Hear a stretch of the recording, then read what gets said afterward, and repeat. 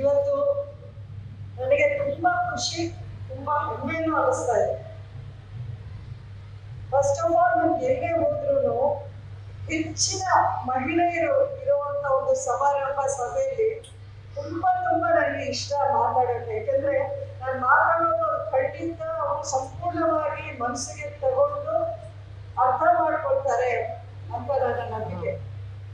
ನನ್ನ ಮಂಡ್ಯ ಕ್ಷೇತ್ರದಲ್ಲಿ 5 ವರ್ಷಗಳ ಹಿಂದೆ ನನಗೆ ಅಭೂತಪೂರ್ವವಾದ ಗೆಲುವನ್ನ ಆಶೀರ್ವಾದ ಮಾಡಿದ್ದ ನನ್ನ ಮಂಡ್ಯ ಕ್ಷೇತ್ರದಲ್ಲಿ ನನಗೆ ಹೆಚ್ಚಿನ ಮತಗಳು ಹಾಕಿದ್ದು ಮಂಡ್ಯದ ಮಹಿಳೆಯರೇ.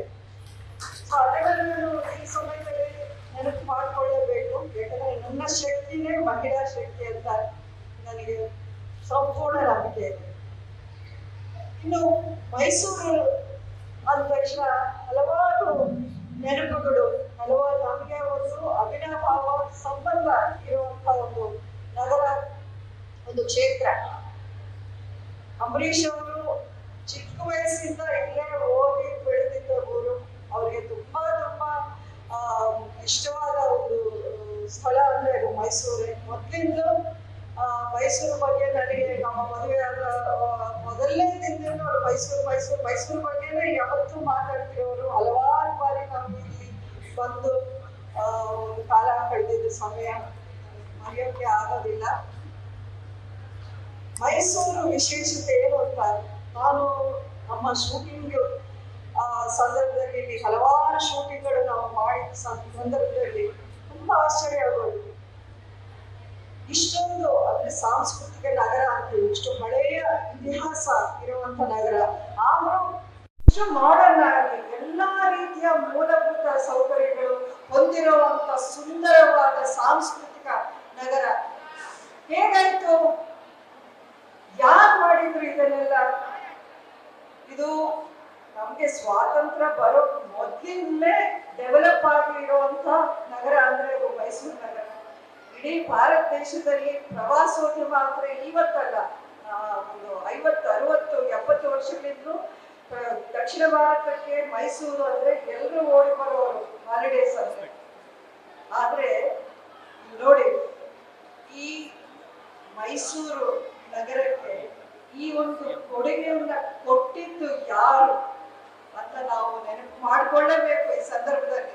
ಮೈಸೂರನ್ನ ಇಷ್ಟು ಸುಂದರವಾಗಿ, ಇಷ್ಟೊಂದು ಆಧುನಿಕವಾದ ಒಂದು ನಗರ ಅನ್ನೋದನ್ನ 100 ವರ್ಷಗಳ ಹಿಂದಿನಿಂದಲೇ ಅವ್ರು ಮಾಡ್ಕೊಂಡು ಬಂದ್ರಲ್ಲ, ಆ ಮಹಾರಾಜರ ಒಂದು ಕೊಡುಗೆಯನ್ನ ನಾವು ಎಂದೆಂದಿಗೂ ಮರೆಯೋಕ್ಕೆ ಸಾಧ್ಯನೇ ಇಲ್ಲ ಅಂತ ನಾನು ಈ ಸಮಯದಲ್ಲಿ ಹೇಳಕ್ ಇಷ್ಟಪಡ್ತೀನಿ. ಹೌದು, ಈ 10 ವರ್ಷಗಳಲ್ಲಿ ಭಾರತೀಯ ಜನತಾ ಪಕ್ಷ ಅಧಿಕಾರಕ್ಕೆ ಕೇಂದ್ರದಲ್ಲಿ ಬಂದ ಮೇಲೆ ಮೈಸೂರು ನಗರಕ್ಕೆ ಹೆಚ್ಚಿನ ಒತ್ತು ಕೊಟ್ಟು ಹಲವಾರು ರೀತಿಯ ಕೊಡುಗೆಗಳು, ಹಲವಾರು ರೀತಿಯ ಅಭಿವೃದ್ಧಿ ಕೆಲಸವನ್ನ ನಮ್ಮ ನರೇಂದ್ರ ಮೋದಿಜಿ ಅವರ ಒಂದು ನೇತೃತ್ವದಲ್ಲಿ ನಾವು ಕಂಡು ಬಂದು ತುಂಬಾ ನಮ್ಗೆ ಖುಷಿ ಆಯ್ತು.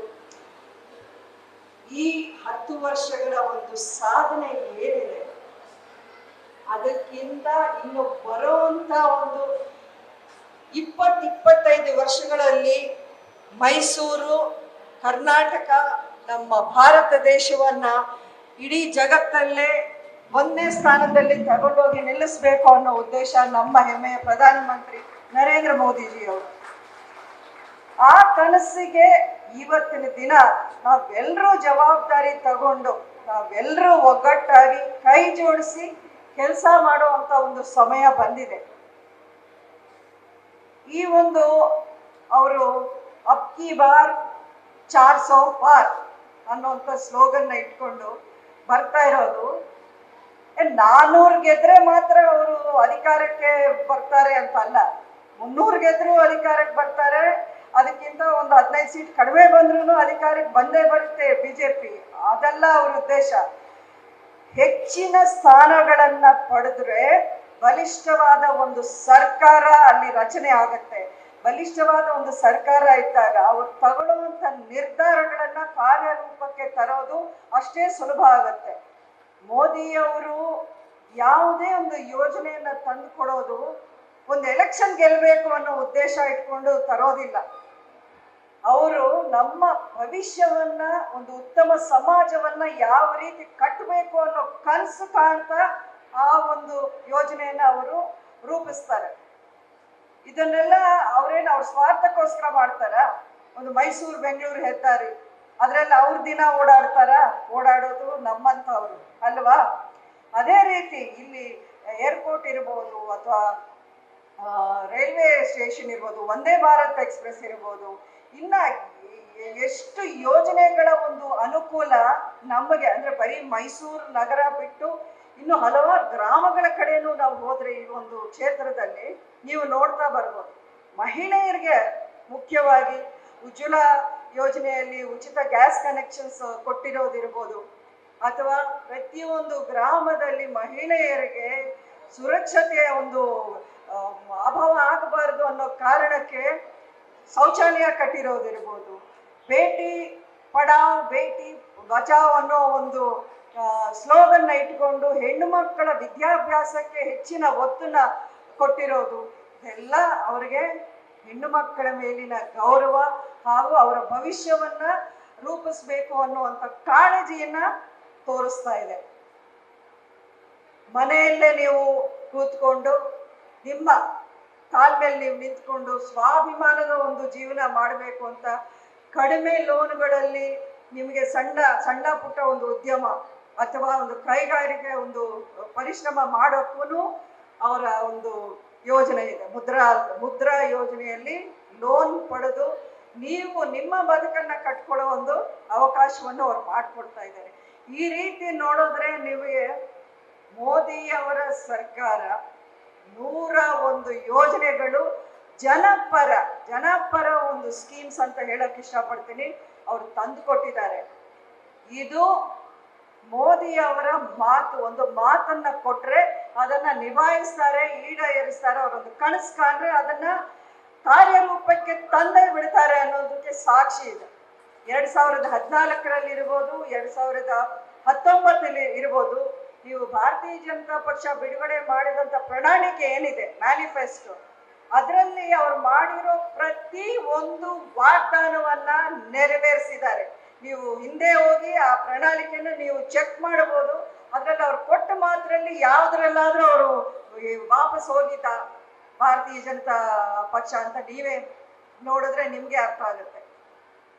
ಮತ್ತೆ ನಾವು ಈ ಒಂದು ಒಂದು ಎಲೆಕ್ಷನ್ ಅಂತ ಬಂದಾಗ ಮೋದಿ ಅವರ ನೇತೃತ್ವದಲ್ಲಿ ಅವರ ಸರ್ಕಾರ, ಅವರ ಅಭ್ಯರ್ಥಿಗಳನ್ನ ನಾವು ಆಯ್ಕೆ ಮಾಡೋದು ನಮ್ಮ ಭವಿಷ್ಯಕ್ಕಾಗಿ. ಅವ್ರು ಕೇಳ್ತಾ ಇರೋದು 400 ವೋಟು, ನಾವು ಹಾಕ್ಬೇಕಾಗಿರೋದು ಒಂದೇ ವೋಟು. ಬಟ್ ಆ ಒಂದು ವೋಟಿಂದ 140 ಕೋಟಿಯಷ್ಟು ಭಾರತೀಯರಿಗೆ ಅನುಕೂಲ ಆಗುತ್ತೆ ಇವತ್ತು. ಅದನ್ನ ನಾವೆಂದೂ ಮರಿಬಾರ್ದು. ನಮ್ಮ ಒಂದು ವೋಟು ಇಡೀ ಸಮಾಜದಲ್ಲಿ ಒಂದು ಬದಲಾವಣೆ, ಒಂದು ಬೆಳವಣಿಗೆ ತರುವಂತ ವಿಷಯ ಆಗುತ್ತೆ. ಇನ್ನು ನಮ್ಮ ಲೋಕಸಭಾ ಅಭ್ಯರ್ಥಿಯವರು ಯದುವೀರ್ ಅವರು ತುಂಬಾ ಸರಳ, ತುಂಬಾ ಸಿಂಪಲ್ ವ್ಯಕ್ತಿತ್ವ. ಅವ್ರ ಬಗ್ಗೆ ಇಲ್ಲ ಸಲ್ಲದ ಮಾತುಗಳನ್ನ ಕೇಳಿದ್ರೆ ನಮಗೆ ನಿಜಕ್ಕೂ ಎಷ್ಟು ನೋವಾಗುತ್ತೆ ಅಂದ್ರೆ, ಯಾಕೆಂದ್ರೆ ಮೈಸೂರು ಅರಮನೆ ಅವರ ಜೊತೆಲಿ ಅಂಬರೀಷ್ ಅವ್ರಿಗೆ ಮೊದಲಿಂದ ಅಷ್ಟು ಒಂದು ಒಳ್ಳೆ ಒಡನಾಟ, ಅವ್ರ ಜೊತೆಲಿ ನಮಗೆ ಒಂದಷ್ಟು ಬಾರಿ ಇಂಟ್ರಾಕ್ಷನ್ ಆಗಿದೆ. ಅವರ ಒಂದು ಮಹತ್ವ ಏನು ಅಂತ ನಾವೆಲ್ಲ ತಿಳಿದವರು. ಅವ್ರ ಬಗ್ಗೆ ಮಾತಾಡೋದು ನಿಜಕ್ಕೂ ತಪ್ಪು. ಅವರ ಅಗೇನ್ಸ್ಟ್ ವಿರೋಧ ಮಾತಾಡೋರಿಗೆ ನಿಜಕ್ಕೂ ನೀವೆಲ್ಲ ಸರಿಯಾದ ಉತ್ತರ ನೀವು ಕೊಡ್ತೀರಾ ಅನ್ನೋ ನಂಬಿಕೆ ಇಟ್ಕೊಂಡೆ ನಾನು ಇವತ್ತು ಇಲ್ಲಿಗೆ ಬಂದಿದ್ದು. ನೋಡಿ, ಅವರು ಯುವಕರು, ವಿದ್ಯಾವಂತರು, ತಿಳುವಳಿಕೆ ಇದೆ. ಅಷ್ಟೇ ಅಲ್ಲ, ಈ ಒಂದು ಕ್ಷೇತ್ರದಲ್ಲಿ ಅವರು ಕೆಲಸ ಮಾಡಿ ಶ್ರಮ ಪಟ್ಟು ಕೆಲಸ ಮಾಡಬೇಕು ಅನ್ನುವಂಥ ಒಂದೇ ಒಂದು ಉದ್ದೇಶ ಇಟ್ಕೊಂಡು ಅವ್ರು ಈ ರಾಜಕಾರಣಕ್ಕೆ ಇಳ್ದಿರೋದು. ಈ ರಾಜಕಾರಣಕ್ಕೆ ಬರಬೇಕು ಅಂತ ಅವ್ರಿಗೇನಾದ್ರೂ ಅನಿವಾರ್ಯತೆ ಇದೆಯಾ? ಅವ್ರು ಯಾರೋ ಹೇಳ್ತಾರೆ ಅಂತ ಮೈಸೂರು ಮಹಾರಾಜರು AC ರೂಮಲ್ಲಿ ಕೂತ್ಕೊಂಡಿದ್ರು. ಮೈಸೂರು ಮಹಾರಾಜರ ಕೊಡುಗೆಯನ್ನ ಭಾರತ ದೇಶದಲ್ಲಿ ಯಾವ ರಾಜನೂ ಕೊಡ್ಲಿಲ್ಲ. ಅದನ್ನ ನೀವು ಮರಿಬಾರದು. ನಾವೆಲ್ಲ ಕಡೆ ನಮ್ಮ ಕ್ಷೇತ್ರದಲ್ಲಿ ಹೋದಾಗ ಅಥವಾ ಬೇರೆ ಕ್ಷೇತ್ರಕ್ಕೆ ಹೋದಾಗ ನಾವು ಹೇಳೋದಿಷ್ಟೇ, ನಿಮ್ಮ ಸೇವೆಯ ಮೂಲಕ ನಿಮ್ಮ ಋಣವನ್ನ ತೀರಿಸೋ ಒಂದು ಅವಕಾಶ ನಮಗೆ ಕೊಡಿ ಅಂತ ಸಾಧಾರಣವಾಗಿ ಎಲ್ಲ ಕಡೆ ಪ್ರತಿಯೊಬ್ಬ ಅಭ್ಯರ್ಥಿನೂ ಕೇಳೋದು. ಆದರೆ ನಾನು ನಿಮ್ಮಲ್ಲಿ ಮನವಿ ಮಾಡ್ಕೊಳ್ಳೋದೇನು ಅಂದರೆ, ಮೈಸೂರು ಭಾಗಕ್ಕೆ ಬಂದಾಗ ಮೈಸೂರಿನ ಜನಕ್ಕೂ ಋಣ ಇದೆ ಮಹಾರಾಜರ ಪರವಾಗಿ. ಆ ಋಣವನ್ನ ನೀವು ತೀರ್ಸ್ಕೊಳ್ಳೋ ಒಂದು ಅವಕಾಶ, ಸಂದರ್ಭ ಇವತ್ತು ಬಂದಿದೆಯಾ ಇಲ್ವೋ? ಬಂದಿದೆ ಅಂತ ಒಪ್ಕೊತೀರಾ? ಆ ಋಣ ನಮ್ಮೆಲ್ರಿಗೂ ಇದೆ ತಾನೆ. ಬರೀ ಮೈಸೂರಿಗೆಲ್ಲ ಅವ್ರ ಕೊಡುಗೆ ನನ್ನ ಕ್ಷೇತ್ರದಲ್ಲೂ ಇದೆ. ಅದಕ್ಕೆ ನಾನು ಇಷ್ಟೊಂದು ಎಮೋಷನಲ್ ಆಗಿ ನಿಮಗೆ ಅಪೀಲ್ ಮಾಡ್ತಾ ಇರೋದು ಇದೇ ಕಾರಣಕ್ಕೆ. ನಮಗೆ ಒಂದು KRS ಆಣೆಕಟ್ಟೆ ಇರ್ಬೋದು, ಅಥವಾ ನಮ್ಮ ಮಂಡ್ಯ ಮೈಶುಗರ್ ಕಾರ್ಖಾನೆ ಇರ್ಬೋದು, ಈ ರೀತಿ ಹಲವಾರು ಕೊಡುಗೆಗಳು ಮಂಡ್ಯ ಕ್ಷೇತ್ರದಲ್ಲೂ ಅವ್ರದ್ದಿದೆ. ಇವತ್ತು ನಾವೆಲ್ಲ ಕುಡಿಯೋ ನೀರು ಬೆಂಗಳೂರಲ್ಲಿ, ಅದು ಈ KRS ಅವರು ಆವತ್ತಿನ ತ್ಯಾಗ ಮಾಡಿ ಅವರ ಮನೆಯ ಒಂದು ಒಡವೆ ಎಲ್ಲ ತಂದು ಅವರು ಇಟ್ಟು ಆ ಒಂದು ಆಣೆಕಟ್ಟನ್ನ ಕಟ್ಕೊಟ್ಟಿದ್ದಾರೆ. ಇವತ್ತಿನ ದಿನ ಬೇರೆ ಬೇರೆ ರಾಜಕಾರಣಿಗಳು ಪಾದಯಾತ್ರೆ ಮಾಡಿಕೊಂಡು ನಾವು ಇದನ್ನು ಮಾಡ್ತೀವಿ ಅದನ್ನು ಮಾಡ್ತೀವಿ ಅಂತ ಹೇಳ್ತಾರೆ. ಅದು ಬರೀ ಎಲೆಕ್ಷನ್ ವರ್ಗ ಅಷ್ಟೇ. ಆಮೇಲೆ ಅದು ಕಾರ್ಯರೂಪಕ್ಕೂ ಬರೋದಿಲ್ಲ, ಅವ್ರ ಕೈಲಾಗ ಸಾಧ್ಯನೂ ಆಗೋದಿಲ್ಲ. ಆದರೆ ಆವತ್ತಿನ ಕಾಲಕ್ಕೆ ಅವರು ಒಂದು ದೃಢ ನಿರ್ಧಾರ ತಗೊಂಡು ಇಷ್ಟೊಂದು ಕೊಡುಗೆಯನ್ನು ಕೊಟ್ಟಿದ್ದಾರೆ. ಅವರ ವಂಶದ ಕೊಡಿ ಇವತ್ತು ಯದುವೀರ ಅವರು ನಿಂತಿದ್ದಾರೆ.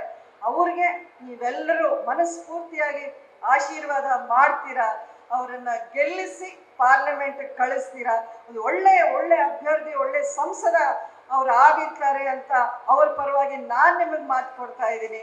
ಖಂಡಿತ ನೀವೆಲ್ಲರೂ ಅವ್ರ ಪರ ನಿಂತ್ಕೊಂಡು ಮೈಸೂರು ನಗರಕ್ಕೆ ಮತ್ತೆ ನಾವು ಹೆಮ್ಮೆಯ ಒಬ್ಬ ಸಂಸದನ್ನ ಪಾರ್ಲಿಮೆಂಟ್ ಕಳಿಸೋ ಒಂದು ಕೆಲಸವನ್ನ ಮಾಡೋಣ ಅಂತ ನಿಮ್ಮಲ್ಲಿ ನಾನು ಕಳಕಳಿಯ ಮನವಿಯನ್ನು ಮಾಡಿಕೊಂಡು ನನ್ನ ಮಾತನ್ನು ಮುಗಿಸ್ತೀನಿ. ಜೈ ಹಿಂದ್, ಜೈ ಕರ್ನಾಟಕ.